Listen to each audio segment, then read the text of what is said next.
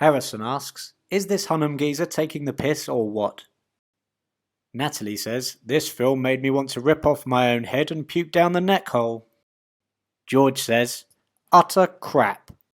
And Ewan says, this film does to science fiction what John Wayne Gacy did for clowning. It's fair to say that reception to Zack Snyder's Rebel Moon has been what you might call a little frisky. Social media is awash with words like rubbish, derivative, complete dog shit. People can say what they want, but make no mistake about it, Rebel Moon Part 1 is an absolute masterpiece.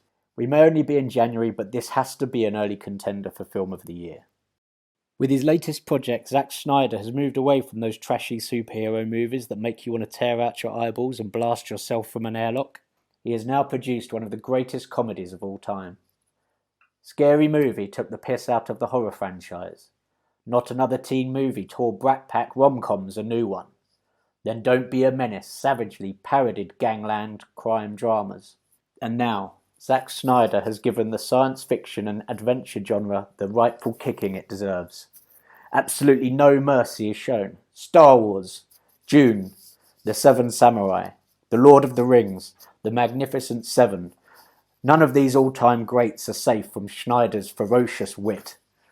The main plot mirrors that of Star Wars Episode 4, A New Hope, but instead of great dialogue, brilliant acting, and groundbreaking special effects, the director deploys ridiculously bad lightsaber battles, terrible CGI, stunted dialogue, and slapstick slow-motion bar fights to add that comedic element. There's a Jar Jar Binks who's had one too many Big Macs, a clinically depressed Borg Queen / Shelob hybrid thing, and Anthony Hopkins does a great turn as an I'm not C-3PO who likes wearing flowers on his head when he's not dressed up as Bambi. The cast also do an excellent job. Sophia Boutella puts in what has to be the greatest comedy performance from a female lead since Daisy Ridley in The Rise of Skywalker. Dario Naharis plays the camp over-the-top villain brilliantly, clearly drawing inspiration from Hubert Gruber from Hello Hello, and possibly even Bernard Bresslaw in Carry On Camping. Dario Naharis too is utterly convincing as the useless guy no one gives a toss about, and Jimon Honsu's drunken version of his character from Ridley Scott's Gladiator is an absolute scream. But the real gift that keeps on giving has to be Charlie Hunnam's I'm Not Han Solo. A performance that must have him in the running to win the Stupidest Accent of the Year award, something he hasn't achieved since his appearance in Green Street. I'll go to football, and you can have a wander around where Churchill took the top, or whatever it is that you Yanks do in jolly old.